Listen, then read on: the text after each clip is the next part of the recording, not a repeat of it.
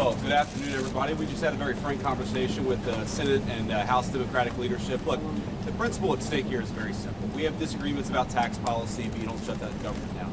We have disagreements about health care policy, but you don't shut the government down. You don't use your policy disagreements as leverage to not pay our troops, to not have essential services of government actually function.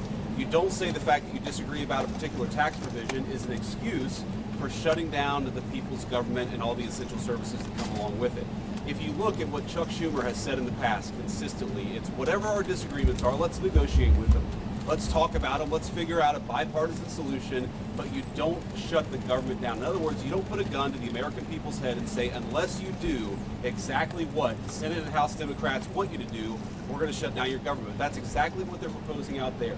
Now, we have to remember, they're very frustrated. They say that they're very frustrated about the fact that this negotiation has not taken place until today. But if you look at the original thing they did with this negotiation, it was a $1.5 trillion spending package, basically saying to the American people, we want to give massive amounts of money, hundreds of billions of dollars to illegal aliens for their health care, while Americans are struggling to pay their health care bills. That was their initial foray into this negotiation.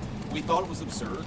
We told them it was absurd, and now they come in here saying that if you don't give us everything that we want, we're going to shut down the government. We think that's preposterous. We think it's totally unacceptable, and we think the American people are going to suffer because these guys won't do the right thing. Now, I want to make one final point here. You will hear a lot from Senate Democrats, from House Democrats about the fact that American health care policy is broken. Well, we know that American health care policy is broken. We've been trying to fix it for the 8 months that we've been in office, but every single thing that they accuse about being broken about American health care is policy that Democrats have supported for the past decade.